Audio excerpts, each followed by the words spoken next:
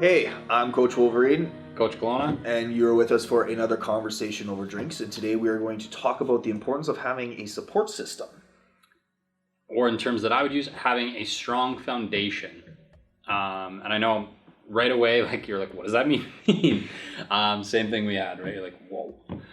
So to me, foundation is things that get prioritized that are important to you, that no matter what, if you're backed into a corner, you're faced with something that's out of nowhere, like what can you lean on to make sure that you don't go into a cycle of negative actions or habits, or really start to fall apart essentially, right? Like, and for me, Yeah, foundation makes more foundations, sense. right? Much better. Little things in regards to like journaling practices, as we talked about, meditation, those types of things take care of us, and no matter how bad stuff is, we can do them. Yep. And I think, to me, having a foundation and understanding what your foundation really is super important.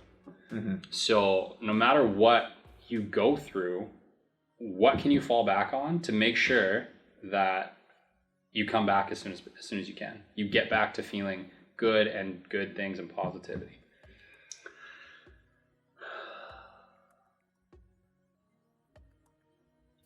You know, I want to say the gym, but I can't. Okay. Because there's times where I've gone to have a workout to try and get the frustrations out, and then end up being so in my head that the workout is garbage, and then I leave halfway through.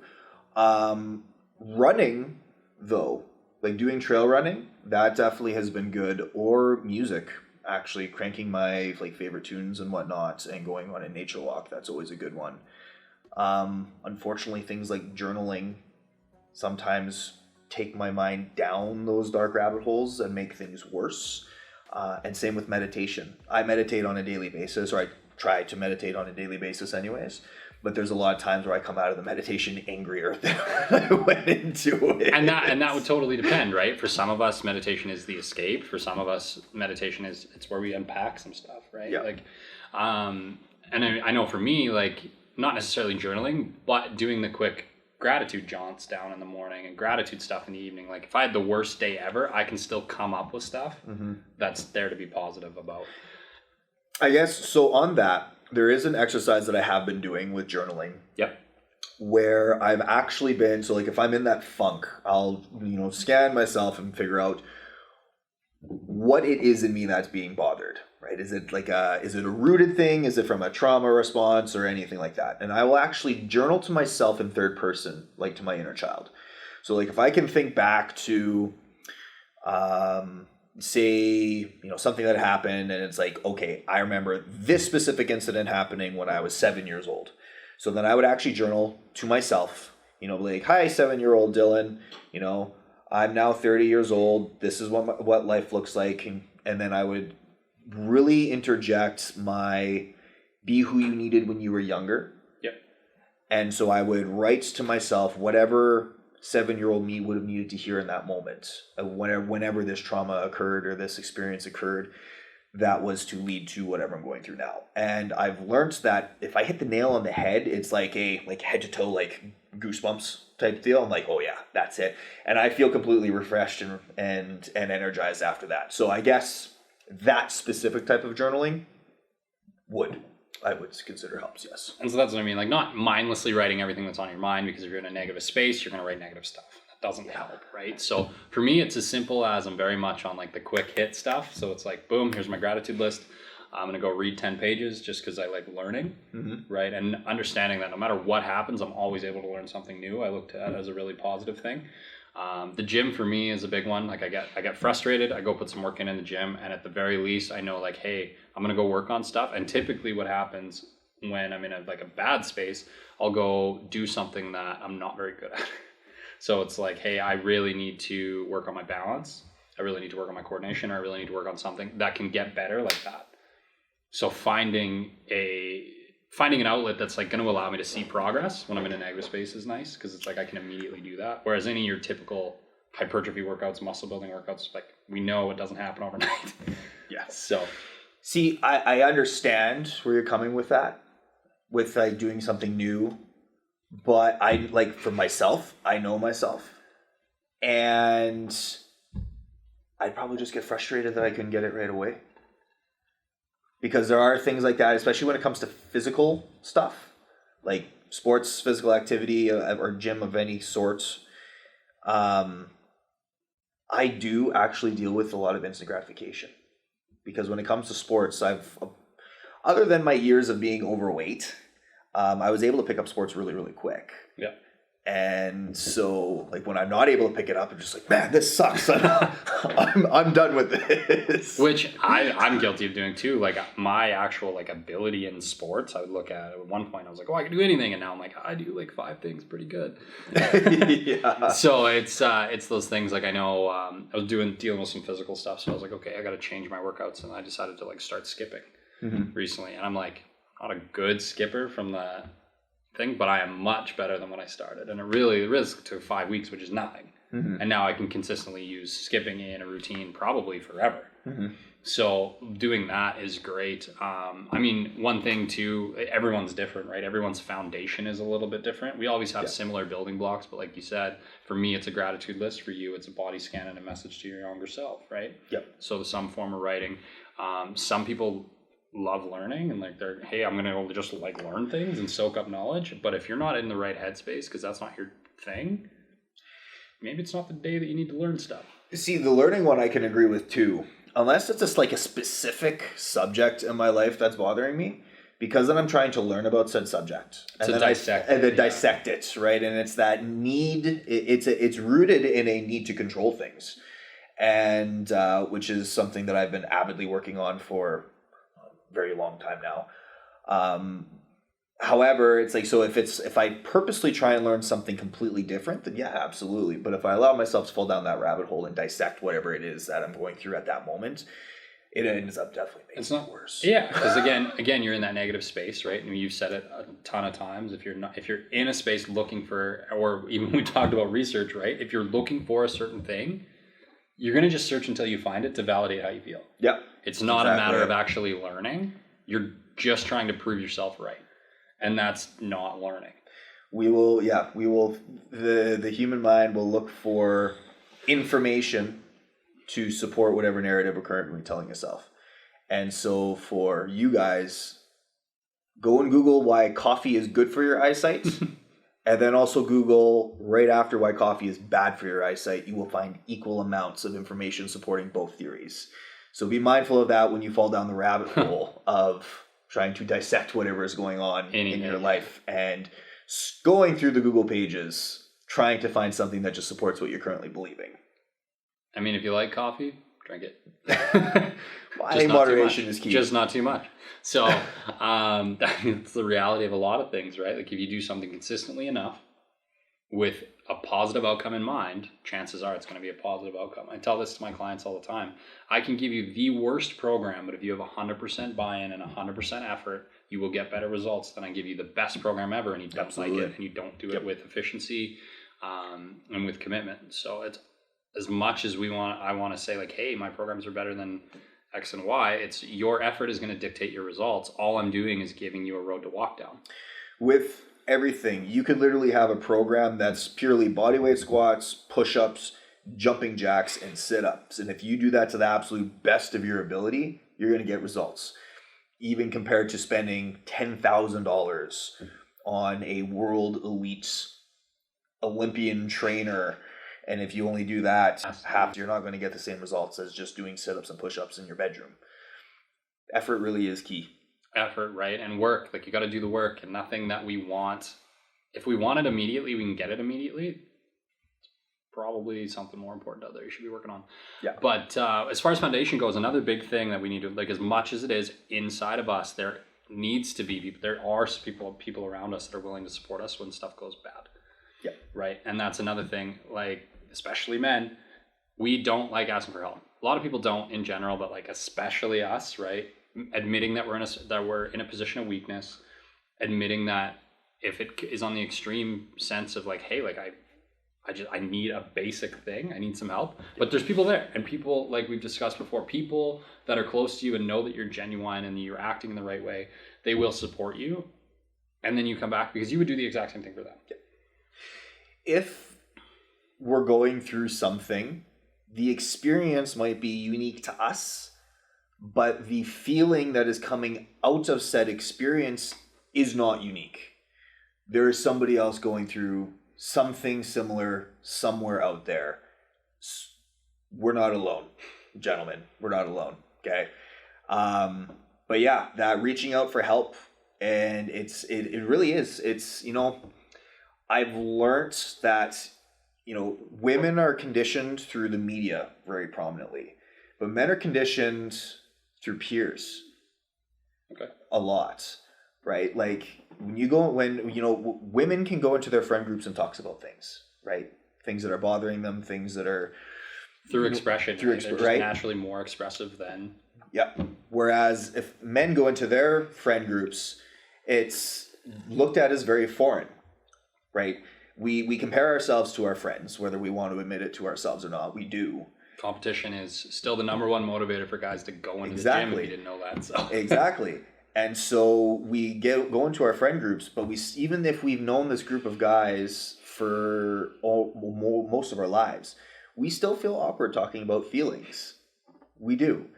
And it's because of that social conditioning of from our fathers or our grandfathers, which, in our generation, feelings weren't a huge thing. No time for them. Exactly. It was work harder, especially living here in Alberta. People move to this province to work. It is literally the status quo of this province. Hey, you're tired? Well, guess what? Yeah, well, you think you're tired? Well, I was up and did this and that and, worked however many hours. I've heard it all. Always got to do the most. Yeah. Yeah.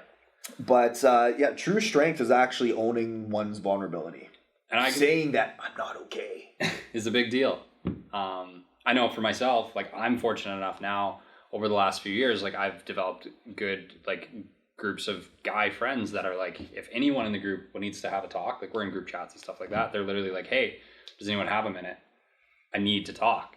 And I've had some really good conversations back and forth, whether they want to do it to the group, whether they just wait for someone to be hey man, I got some time, call me if you need to. Mm-hmm. It's there. And watching these friend groups that have been around, would consider myself a recent friend to groups like that, but it's watching these friend groups that have been around for 15, 20 years, getting and growing longer, right? They're those kind of connections and friends, they will be friends forever, no matter what happens. Yeah. So when we have that and we being kind people and being empathetic, if anyone ever called us and was hey, I need a minute, if I have a minute, I'll give a minute. Absolutely. Right. And I don't even have to know them that well. Yeah. But that's who we are. But you need that, right? Individuals like us still need those support groups and need to be a part of a group like that. Yeah. Even just to be a part of a group like that, that's open and willing to have those conversations, even if they're not your conversations, being in that space where this is happening is super important. And I know you've got a little bit more on that point as well. And I'm super stoked to be a part of that group as well. So yeah, so I created a men's emotional support group, actually. And it's completely free, and it's basically just a space to allow yourself to be vulnerable and talk about things that it's not status quo or part of the norm to be able to talk about. And I actually learned the importance of a group when I actually attended my first Al-Anon meeting, because I didn't realize that how much my dad's alcoholism affected who I was as a person. And then even just sitting in the back and listening in on people's stories of holy man, how much those things resonated. That's when I'm okay, so clearly other people are going through the same stuff here. So when it comes to, anybody really, but the group that I created was specifically for men. There is what's the word I'm looking for? There's a need for it. Value. There is value. There's value in being part of it. Right now, suicide is literally the highest rate of fatality for men in the world of anything. And it's not addressed nearly enough. And so having support from your peers, from your brotherhood, and having camaraderie literally can be the difference between success or falling down that rabbit hole. It can be life-changing, honestly, and to see that, to know that, especially for anyone who's gone through stuff when they were younger. I know we've discussed this before, of being ousted among their peers, right? Whether it's regardless of what reason it is, like bullying instances, anything like that. If you've been ousted and typically you like that, if it's not worked on, you will hold people at arm's length for a very long time. Leads to, in adulthood, the lack of connection and lack of whatever with anyone else. And if you've never been a part of that group because you were ousted as a kid and just never put yourself in a position to be in a group like that, something like this is super important, right? And I know you said there's a need, but there's a value in it for people that even they don't want to share. Just reading and seeing other people being, and other men being vulnerable and open and having these conversations and realizing, hey, my problems are like not just my problems, right? Like, and when you end up in that kind space where everybody wants to help everyone, like someone might be up here on the ladder, whatever, right? More successful, more this, more that. They have problems too. It doesn't matter what rung of a ladder you're on. There's stuff going on with them. No one's life is perfect. No. So, and having that there and people from all walks to elevate everyone around you is super important. So I don't want to get too into the social side of it, but well, here, like I can share one quick little story here. So, in a past life, I used to, well, you know this, you guys don't, work in a nightclub, and during this time, right, I worked my way up from security into a management position, and so I was very much in the public a lot, and I cannot count how many times at the end of the night I had grown men from the ages of 18 all the way up until their 60s, holding them in my arms with them in tears because I was simply an ear to listen. The problems that they opened up about were very different depending on the ages, right? At 18 to 25, there's a lot of weight that was placed on them from their parents through expectations. And then once you got into the middle age or the higher age, a lot of it was that they no longer knew their wife and they were roommates and they didn't want it anymore, but they felt the relationship was so far gone that there was no saving it. And so here I am at the time, 26, 27 years old, holding this 60-year-old man with him crying because he no longer knows his wife. And, that's when I learned that, in the clubs, the vast majority of people aren't there to have fun. They're there to drink their problems away because it's socially acceptable and easily accessible. And the vast majority of the men that I worked with, or that I had to work alongside and I guess deal with in that way in the clubs, it was all rooted from some sort of emotional turmoil. Something's going on, right? There's a very small window, I would say, like in those like the college years or whatever, where like you are going out and it's strictly like fun. Mm-hmm. Even like we both have buddies that just love getting in fights, right? You can only get in fights for so long before you're like you're that guy. Yeah, and then you're mad about something else. Like there's like, hey, I'm gonna go to the bar, probably gonna get in a fight, and then which is like we both know them. Everyone probably knows someone that prefers to do that, but it was never. There's a very, like I said, a very small window where that's just being young and dumb, and then after that it becomes like, okay, like what are they trying to reroute by going out and being violent with people they don't know for no reason or whatever, right? Like there's something outside of that. So, and like everyone I know that was like that is no longer like that. No. Right? But yeah, so, to really kind of hammer this home, emotional and mental health is important. Very important for men and women, just the same. This conversation ended up steering a little bit more towards men. But the fact of the matter is that talk to somebody if you need to. Find these foundations, the journaling, the meditation, the gym, whatever it is that makes you feel fulfilled. And on top of those tools that we discussed first, like find somebody to talk to. They don't have to be good friends. There are people out there that are willing to just listen because we genuinely care. And, and Kyle and myself, we are those people because we've been there. We've been in those positions where we felt so lost, alone, and like the black sheep of the world. Like we get it. And that's why we're here having these conversations, is to show that, unfortunately, to say this is normal. Having these yucky feelings are normal.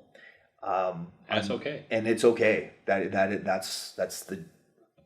is the gist of it. Is it's okay to not be okay. Yeah, and just remember, if you establish a foundation, so you pick a practice, you find something that really resonates with you, no matter who's around. Your foundation is not built for someone else. Mm-hmm. Okay, if you're in a relationship and you get out of a relationship, or you whatever, friends, family, significant others, if there's a relationship change, it should not change your foundation, because you become comfortable with what is good for you and who you are. And if that's not the case, the foundation is shaken completely, then you have a conversation with people around you that are supportive so you can find it again. Yeah. Right? That's kind of the biggest thing with the foundation, is it's there to be a fallback when everything around you, the house falls down, foundation's still there, you can build another house. Yep. That's it for me. I know, like, we could hammer on that topic all day. There's so many avenues we can go down. But I think the biggest thing is just be aware of the things you're doing and how they are for you. Are they good for you? Are they escape? Or, hey, is it time to have a conversation so I can unpack some stuff and move forward? Yeah. That's it for me too, guys. Absolutely. So thank you for watching. Please like, share, subscribe on whatever platform that you are consuming our content on. And we appreciate your time. Again, cheers. Cheers.